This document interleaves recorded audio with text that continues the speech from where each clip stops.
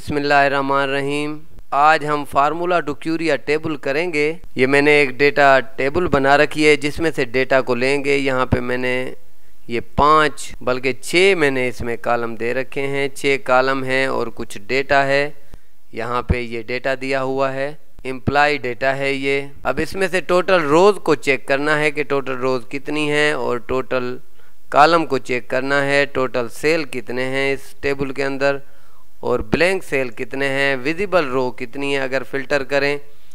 तो ये सब फार्मूला मैं यहाँ से मिटाता हूँ, यहाँ से आपको चेक करके दिखाता हूँ। सबसे पहले हम रो को सीखेंगे। रो में क्या करते हैं हम, सबसे पहले इक्वल साइन के बाद रोज़ का फंक्शन लिखेंगे। रोज़ का फंक्शन लिखने के बाद ब्रैकेट स्टार्ट, सब रो जो हैं इसमें सिलेक्ट कर देते हैं। ये सारी रोज़ आ गई। के बाद ब्रैकेट ओवर करके इंटर करते हैं तो चेक करें ये रोज़, टोटल रोज़ जो हैं वो 20 हैं। इसी तरह टोटल कॉलम चेक करेंगे। कॉलम के बाद ब्रैकेट स्टार्ट किया और ब्रैकेट स्टार्ट करने के बाद ये सारी, और इसको ब्रैकेट ओवर करते हैं, इंटर प्रेस करते हैं। ये देखें टोटल कॉलम आ गए। टोटल 6 कॉलम हैं और 20 रोज़ हैं। इसी तरह सेल्स इसमें कितने हैं, इक्वल साइन रोज़ को लेंगे। रोज़ सबसे पहले रोज़ और उसके बाद रो का एरे, ये टोटल रोज़ हैं हमारी। और उसके बाद रोज़ देने के बाद ब्रैकेट ओवर करेंगे और फिर ब्रैकेट ओवर करने के बाद स्टेरिक साइन देंगे और उसके बाद लिखेंगे कॉलम्स, और कॉलम्स लिखने के बाद ब्रैकेट स्टार्ट करके वही तरीका है टेबल का। या ये वाली जो है ये मैं यहाँ से कंट्रोल C करके यहाँ पे कॉलम में कंट्रोल V कर देता हूँ और उसके बाद ब्रैकेट ओवर करके इंटर करते हैं। तो ये देखें टोटल सेल आ गए। रोज़ और कॉलम को हमने मल्टीप्लाई किया तो ये सेल की वैल्यू निकल आई कि इस टेबल के अंदर कितने सेल हैं, कितनी रोज़ हैं, कितने कॉलम हैं।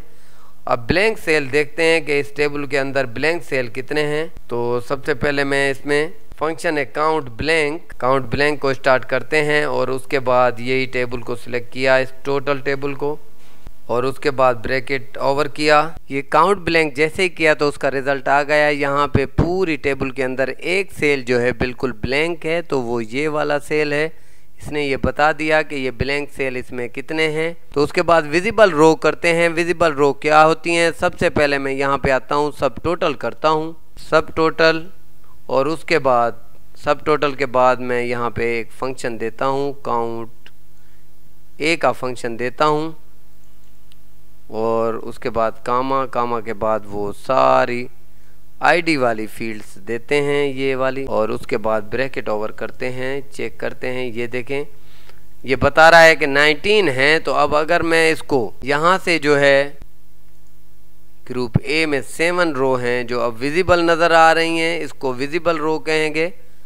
और अगर इनविजिबल रो आएंगी तो फिर ये इसी तरह मैं फ़िल्टर को रिमूव करता हूँ। और उसके बाद यहाँ पे आते हैं, ये जो है ये टोटल रोज़ जो मैंने वैल्यूज़ वाली निकाली हैं, ये कैसे निकाली हैं। सबसे पहले मैं यहाँ पे इसको इक्वल साइन देता हूँ और इक्वल साइन के बाद ये रेफरेंस दे देता हूँ, तो आपको यहाँ पे ये रिज़ल्ट मिलेगा।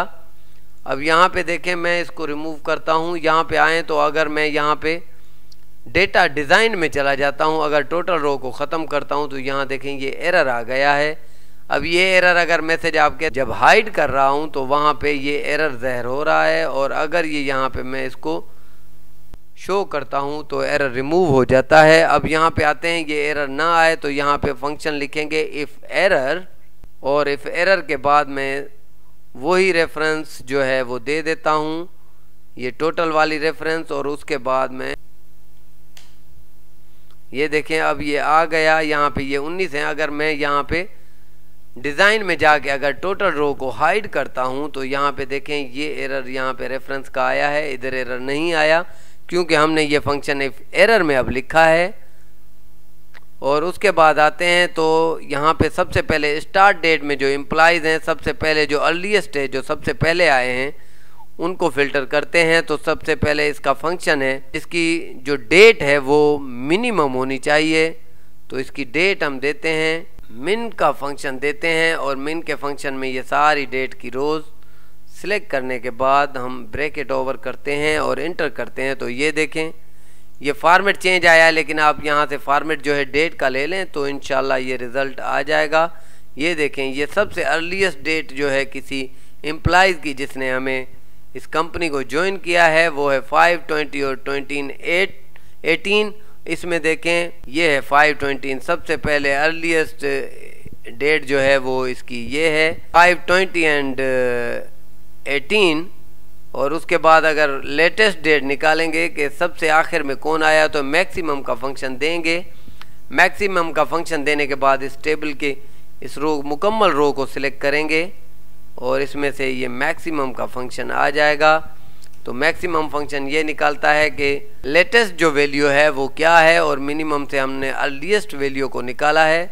उसके बाद यहाँ पे फ़िल्टर का जो है ये फ़िल्टर से निकालेंगे। तो फ़िल्टर से तरीका है सब टोटल का, तो फ़िल्टर करेंगे यहाँ पे सब टोटल के बाद वो सारी रेंज में देता हूँ इसको। सबसे पहले फंक्शन देंगे इसको, फंक्शन कौन सा है तो हमने मिनिमम देना है, मिनिमम ये है। और उसके बाद कामा दे के मैं इस सारी टेबल को सिलेक्ट करता हूँ। ये देखें मिनिमम दिया और सारी टेबल को मैंने सिलेक्ट किया, रिज़ल्ट आ गया। इसी को भी डेट में हम डेट फॉर्मेट में चेंज कर लेते हैं और यहाँ पे फ़िल्टर करने के लिए मैं सब टोटल लिखता हूँ। इसका क्या फ़ायदा है अभी वो मैं आपको बताता हूँ। सब टोटल के बाद मैं यहाँ पे लिखता हूँ फंक्शन। तो मैक्सिमम का फंक्शन देना है, उसका नंबर है 4 और उसके बाद वही फील्ड हमने पहले ये सिलेक्ट की है डेट वाली कंप्लीट फील्ड को सिलेक्ट करेंगे, ब्रैकेट ओवर कर देंगे और एंटर करेंगे। तो ये देखें यही वैल्यू यहाँ पे आ गई है, लेकिन अब डेटा यहाँ पे ये चेक हो रहा है। जैसे ही हम फिल्टर करेंगे डेटा को, मैं यहाँ से जो है फ़िल्टर करता हूँ, ग्रुप से फ़िल्टर करता हूँ मैं। मुझे सी का डेटा चाहिए, बी और सी का डेटा चाहिए। तो बी और सी में अब देखें यहाँ पे डेट जो है वो चेंज हो जाएगी बी और सी में। डेटा को फ़िलहाल यहाँ रखते हैं, आप चेक कर लें कि ये ठीक हो रहा है या नहीं।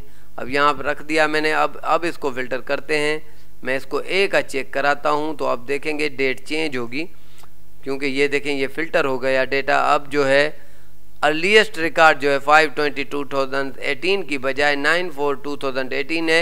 ये फ़िल्टर्ड होने के बाद ये डेटा आया है और यहाँ पे भी डेट चेंज है। तो ये सब टोटल में जब हम करते हैं किसी फंक्शन का इस्तेमाल तो वो डेटा फ़िल्टर होने के बाद भी जो डेटा विजिबल होता है उसका वो जो है रिकॉर्ड निकालता है। अब इसको मैं अपनी जगह पे रख देता हूँ, Ctrl+X या कट करके यहाँ पे आके रख देते हैं, इसको पेस्ट करते हैं। और उसके बाद यहाँ पे आते हैं काउंट्स करने हैं ग्रुप। तो इसके लिए फंक्शन है काउंट इफ करेंगे। काउंट इफ के बाद ब्रैकेट स्टार्ट करेंगे और उसके बाद ये मैं ग्रुप वाला जो पूरा कॉलम है इसको मैं सिलेक्ट कर देता हूँ। और ये सिलेक्ट करने के बाद इसको कामा देंगे। कामा के बाद मैं ग्रुप यहाँ पे ये रेफरेंस दे देता हूँ कि ए वाले बताओ ए वाले कितने हैं। तो ए के 7 हैं, इसी तरह बी के कितने हैं 8 हैं और सी ग्रुप के 4 हैं। तो ये सारा डेटा जो है निकालने का क्यूरी लगाने का तरीका था एक टेबल पे। सबसे पहले हमने रो को निकाला, फिर कॉलम, उसके बाद टोटल सेल, उसके बाद ब्लैंक सेल कितने हैं और विजिबल रो कितनी है। विजिबल रो डेटा को जब फिल्टर करते हैं तो ये पता चलता है कि विजिबल रो कितनी है। और ये टोटल वैल्यूज़ जो रो है वो हमने निकाली है। यहाँ पे एरर चेक किया था और एरर रेफरेंस की बजाय हमने इफ़ एरर यहाँ पे फंक्शन यूज़ किया है। ये इफ़ एरर का फंक्शन जो है वो आपको बताता था। ये देखें मैं इसको विजिबल करता हूँ। इफ़ एरर वाले को ये इफ़ एरर में दिया था और ये विदाउट इफ़ एरर में दिया था। तो विदाउट इफ़ एरर में जो है वो एरर दिखाता था। जैसे ही हम इसको जो है यहाँ पे डिज़ाइन में जाके हम इसको रो को टोटल रो को ख़त्म करते हैं तो यहाँ पे रेफरेंस एरर आता है, लेकिन इस सेल में नहीं आता। और इसी तरह हमने यहाँ पे जो है अर्लीस्ट डेट निकाली है, यहाँ पे वैसे निकाल दी है पूरी टेबल की। यहाँ पे फ़िल्टर सब टोटल फंक्शन से इस्तेमाल किया है और यहाँ पे ये ग्रुप्स को काउंट किया है, एक ग्रुप में कितने हैं, बी में कितने हैं और सी में रिकॉर्ड कितने हैं काउंट इफ फंक्शन से। तो उम्मीद करता हूँ कि आप अच्छी तरह ये फंक्शन जितने भी हमने डेटा की वो वैल्यूज़ जो क्यूरी की हैं फार्मूला के ज़रिए टेबल में से निकाले हैं डेटा को, वो आप अच्छी तरह समझ गए होंगे।